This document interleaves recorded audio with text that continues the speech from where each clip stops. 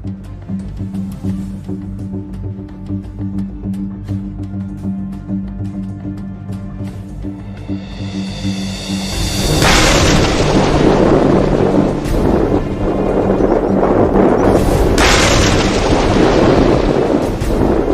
ही में यमन के हूती ने एक बहुत बड़ा युद्धाभ्यास किया था। हूती की इस मिलिट्री ड्रिल में उसकी सारी फोर्सेस जैसे नौसेना, तटरक्षक, ड्रोन फोर्स और मिसाइल फोर्स ने हिस्सा लिया था।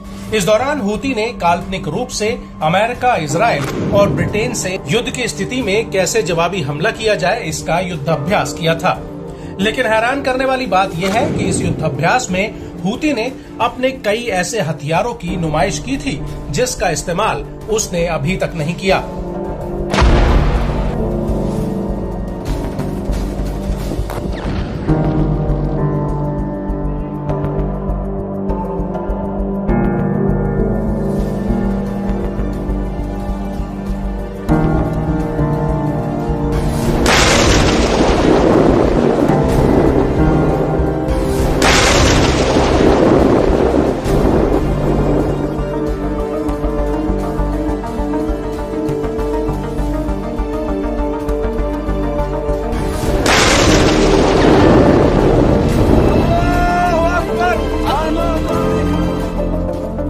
दरअसल अब हूती ने एक ऐसे समुद्री ड्रोन से पर्दा उठा दिया है जो लाल सागर में इजराइल और अमेरिकी जहाजों का काल बन सकता है। जी हाँ, हम बात कर रहे हैं हूती के अलकारिया समुद्री ड्रोन की, जो आने वाले वक्त में लाल सागर और एडन की खाड़ी में एक बहुत बड़ा खतरा बन सकता है।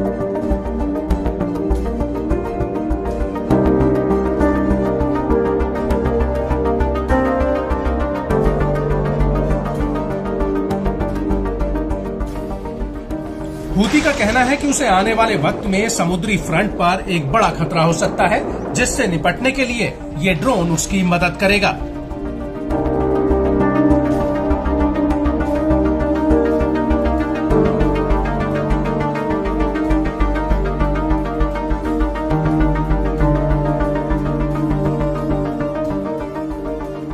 हूती के मुताबिक इस ड्रोन के दम पर उसकी नौसेना समुद्र में और ज्यादा सटीक हमले कर पाएगी।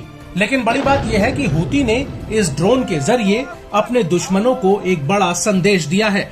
वो ये कि अगर भविष्य में उसके खिलाफ कोई आक्रामकता की गई तो वो उसका जवाब देने में हिचकिचाएगा नहीं।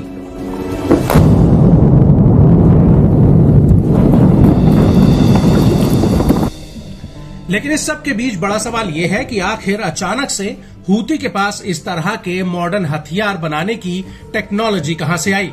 तो आपको बता दें कि पिछले महीने ही हूती ने अमेरिकी नौसेना का एक समुद्री ड्रोन रेमस 600 को यमन के तट पर पकड़ा था और कई रिपोर्ट्स में ये दावा किया गया है कि अमेरिका के इस समुद्री ड्रोन का अध्ययन हूती के मिलिट्री एक्सपर्ट्स और इंजीनियर्स ने किया था। और ऐसा माना जा रहा है कि इसके बाद ही हूती ने अपना नया समुद्री ड्रोन अलकारिया बना दिया।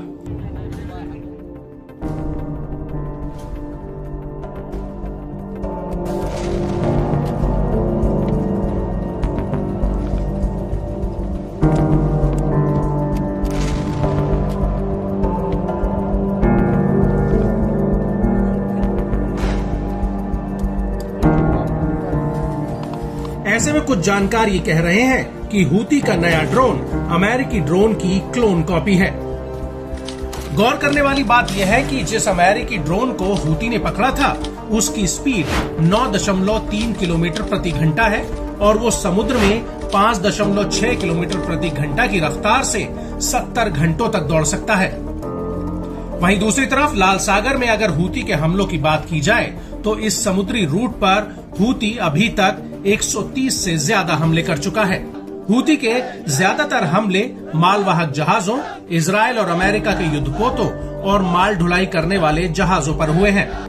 बड़ी बात यह है कि हूती के इन हमलों से दुनिया का शिपिंग ट्रेड पूरी तरह से गड़बड़ा गया है और लाल सागर और भूमध्य सागर को जोड़ने वाली स्वेज नहर से गाजा युद्ध से पहले दुनिया का करीब 10 से 15% ग्लोबल ट्रेड होता था। लेकिन हूती के हमलों की वजह से ये व्यापार चौपट हो गया है और अब शिपिंग कंपनियां हूती के हमले से बचने के लिए दक्षिण अफ्रीका वाले Cape of Good Hope route का इस्तेमाल कर रही हैं, जो न सिर्फ बेहद ही लंबा है बल्कि इस रूट से माल ढुलाई में 2 गुना खर्चा भी आता है।